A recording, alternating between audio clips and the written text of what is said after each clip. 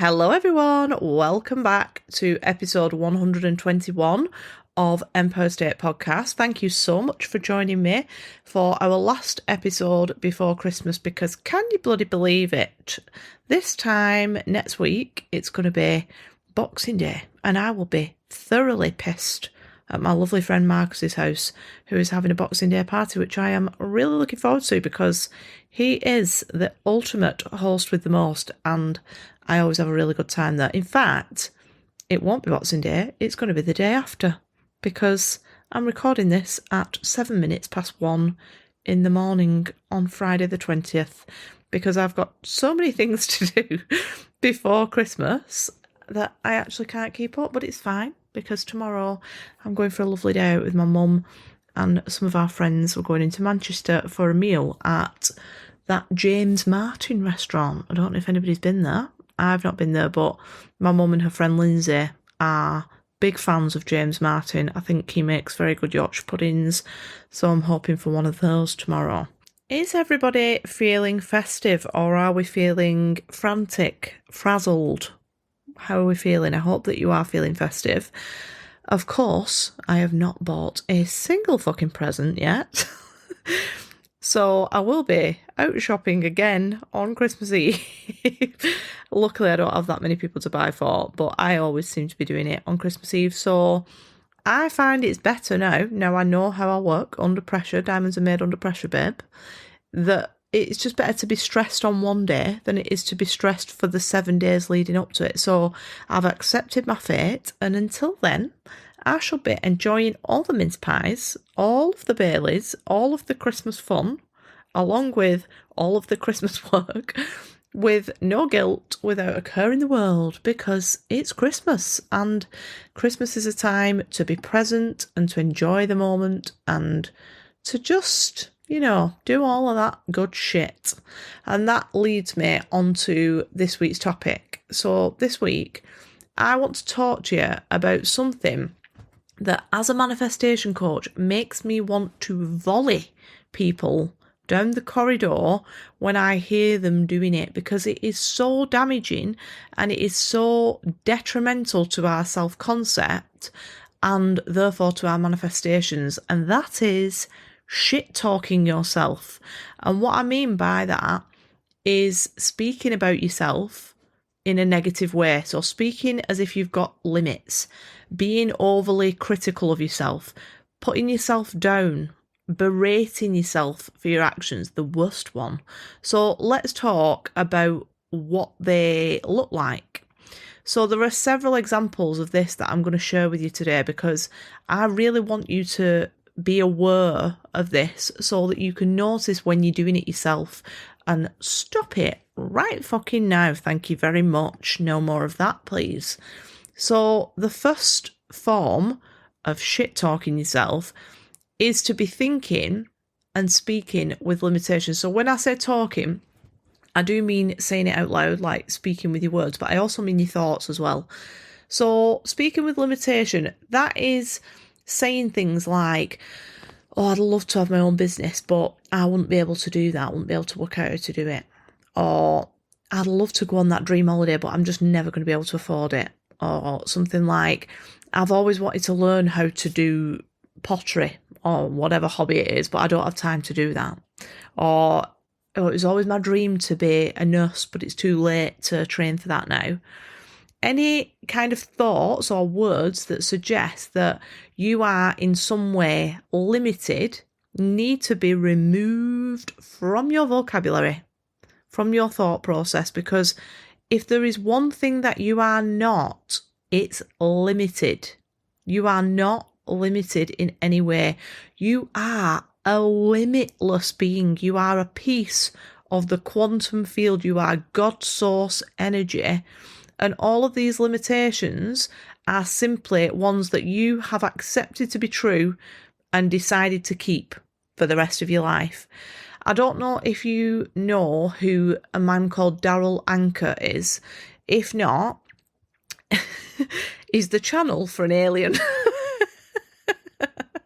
Some of you will know who this person is, and some of you will be thinking, what the fuck? So Daryl Anchor is the channel for an alien called Bashar, right? So there's a being that's communicating, a being from another world, an alien, and his name is Bashar, and he sends his messages through via Daryl, who is a human. Stay with me now.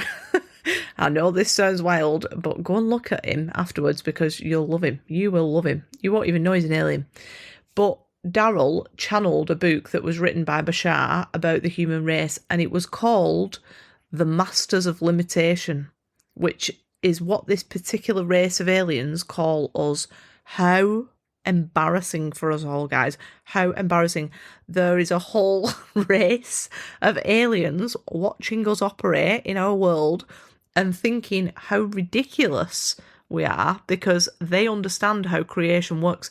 They understand that we are limitless beings, that we are so powerful, and they're sat there from another planet in the little UFOs observing us living these small, miserable little lives under these made-up limits. That gives me the ick. I don't know about you, but that embarrasses me. I don't want to continue being limited because aliens are watching us. Right, so we'll move on from aliens now. So the next form of shit-talking yourself is speaking and thinking in an overcritical way. Now, generally, this rears its ugly head as things like perfectionism or imposter syndrome. So it's that anxiousness that we feel at the thought of expressing ourselves. So that could be in many different ways. But it's that fear of not being good enough or being judged by other people. But the problem with that is that we're judging it based on this made-up scale of good enough, and I'm doing that in air quotes, that we have created. We've decided that we're never good enough, and we're comparing what we're able to do based on this scale, this imaginary scale. Children, when they are still young, before they've collected all these like bullshit beliefs that we have that keep them small, they will create naturally. We are creative beings, even if you don't think you are creative. That's because we associate it with doing art. But creation is anything. It's singing, it's acting, it's creating art, it's writing, it's speaking, it's anything where you are putting something out into the world, where you are expressing yourself. It's the way that you dress, it's absolutely everything. It's the children that you have. Every single thing is about creation in the human world. And I'm not sure if you have ever stepped into a classroom of 5-year-olds, especially near Christmas, but if you do, I guarantee that you will be greeted with a crowd of very, very proud humans, little humans, tiny ones, wafting drawings of Father Christmas that honestly bear no resemblance to him. He's a stick figure. He looks about 4 stone wet through. They'll be holding up Lego structures that look nothing like the Christmas tree they're claiming that they are. They'll be holding a Play-Doh model of a Christmas pudding that looks like they've just turned one out in the palm of the hand. And sometimes you have to be careful because they actually have done that. But you'll hear people belting out an off-key tune of like Away in a Manger or Twinkle Twinkle. They will step proudly and shout with the biggest voice on stage with a tea towel wrapped around the head, holding the baby Jesus by only his foot. It's a sight to behold. But what I'm saying is that they are creative, they're expressive, and they give zero fucks about what other people think. They are not thinking, oh, is this good enough? Do I need to go back and do it again? Do I need to reshape my Lego Christmas tree? Nah. Do they fuck? They don't feel like that. They just go out there and they express themselves. And that is what we're naturally born to do.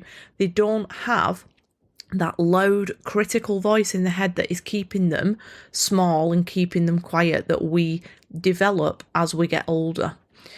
So another way of shit-talking yourself and how that shows up is constantly putting yourself down. And alarmingly, a lot of the time, this is actually like a social thing. which is wild. It's where we have this collective belief that in order for other people to like us and accept us, we need to be putting them above us in some way. We need to be looking up to them or taking ourselves off the pedestal and putting them on it. So you'll hear conversations between women in particular.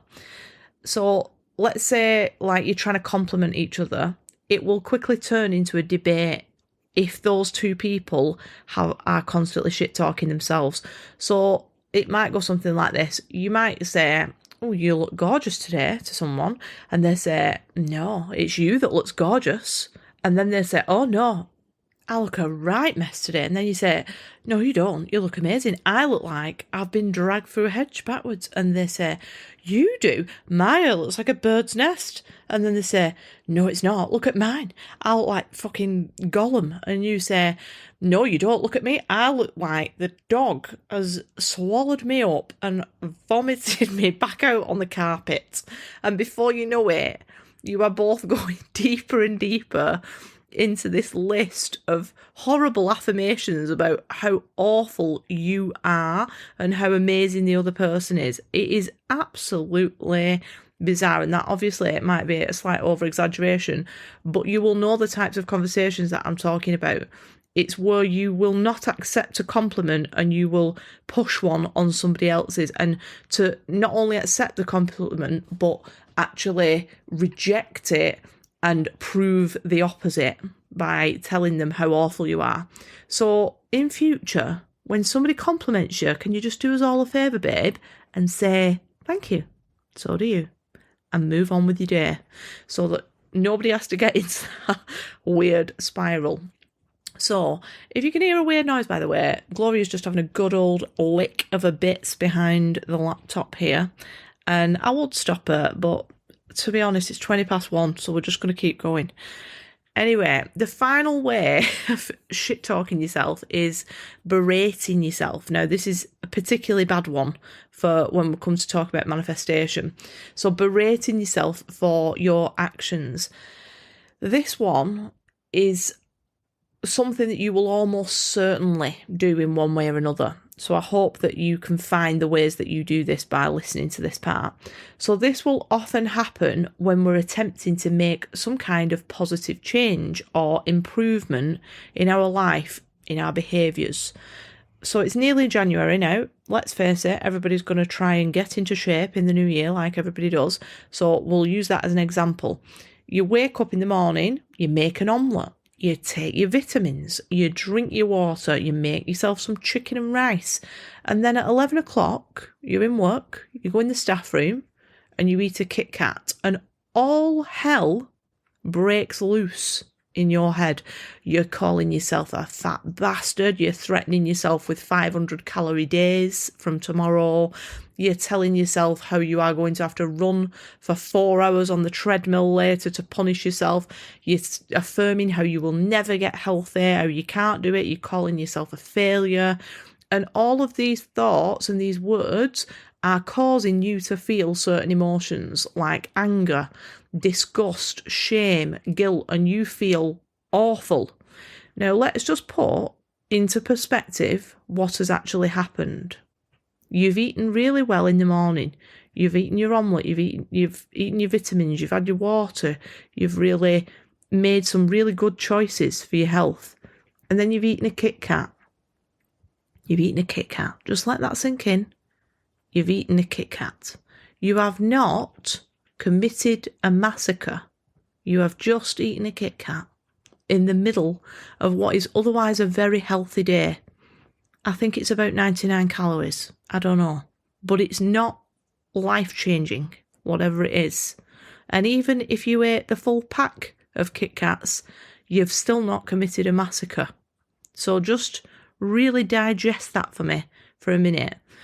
But your reaction to that behaviour, because it's frustrated you, because you feel like you didn't want to do that, because it's coming from your old programming, then you then throw your chicken and rice in the bin, and then you order a Mackey's, and then you go home and drink 2 bottles of wine, and then you do all of that while simultaneously hating yourself and berating yourself for eating a Kit Kat.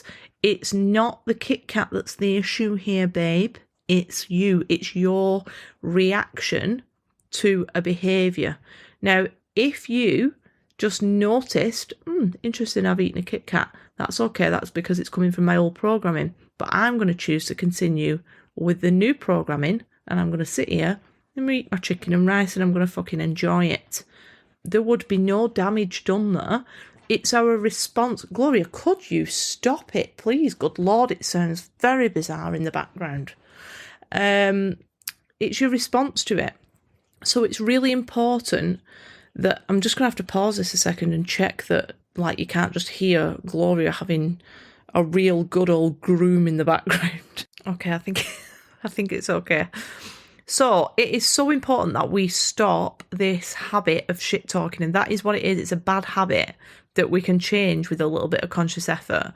And the reason that it's important that we stop it is the way that we manifest anything is through rewiring our subconscious mind. So I want you to really listen to this bit. The way that you manifest anything is through rewiring the subconscious mind to take on the identity of the version of us who already has that experience, because they're already existing in the quantum field. And the way that our subconscious mind is rewired is through two ways, two methods. The first one is repetition. The second one is emotional impact. Repetition, emotional impact. That is how you rewire your subconscious mind to take on that new identity. So if you are repeatedly berating yourself for, let's say, being lazy, and you are constantly affirming that and thoughts and words to do with that idea that you are lazy, that is repetition. You are wiring that in.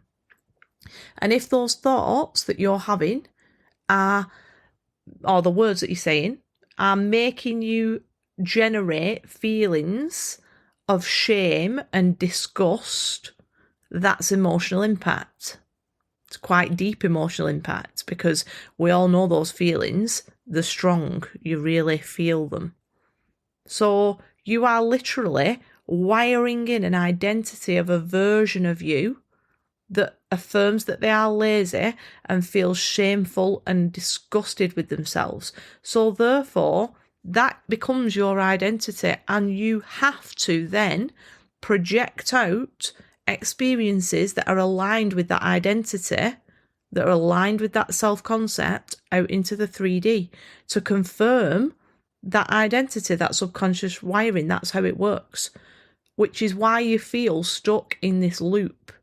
So you have to break the cycle by stopping judging yourself, stopping having those thoughts, stopping feeling those emotions, so that you can start to create something new.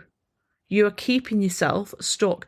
I don't know if you have these all over the world, but in England, we have these like dome things, right? They're usually in shops, and they're for charity. They're like you'll hopefully know what I mean if you're from the UK. They're usually green, and they've got a big glass dome lid, and you put a little penny in them. And the penny, when you put it in, it spirals around the outside, and then it slowly goes in and in and in and in, and it goes all down into this little black hole where it collects the pennies. It's like for kids, so that it's something entertaining to encourage them to donate a few coppers. That is what's happening. I want you to imagine that you are wiring your subconscious mind like that. So every time that you do something that you don't desire to do, you have some kind of behaviour, and then you berate yourself and you have that emotional impact, those really negative feeling emotions, that's one loop around the spiral. And then you have to create a version of reality that aligns with that. So then you do it again, and you're going down and down and down like the penny in the dome, right down into a very dark hole. You don't need to do that. What's causing that spiral is your reaction to it. So if you still have the behaviour, and this is all identity work, this is what identity work is. If you still have that behaviour, you just have to stop reacting to it, stop berating yourself, stop shit talking to yourself, in order to stop creating that emotional impact that's going to affirm that version of you, you have to choose a new thought. You have to choose a thought that's going to make you feel a new feeling so that you can have a different emotional impact. I hope that made sense. So I chose to talk about this today because we are in Christmas week now. There is no routine. The kids are off school. There's no structure. It's chaotic. There's elves flying about everywhere. This time next week, we will be in the cheese and biscuit Twilight zone. We're all going into it together. Your house is going to be a shit tip. You won't feel productive. You won't have any calm to do the things that you might normally do, like your work or even just like your self-care stuff. Your diet's going to be different. You're going to be living off mostly Quality Street, let's face it. You're probably going to spend more money than usual. Some fucker's going to turn up on your doorstep with a gift that you've forgotten to get them one. Your mother-in-law is going to be casting a judging eye over your roast potatoes. It is peak season for you to start shit-talking yourself. So I really want you to use this peak season to actually notice when you're about to do it, and I want you to stop. And you can do that. You can choose to change that thought. You can choose a different thought that generates a new emotion. 90% to 95% of your thoughts are automatic, but that does not mean that you can override them. Your breathing is automatic. You do it in your sleep, but you can choose right now to override it. You can choose to take a deep breath. Let's take a deep breath together, shall we?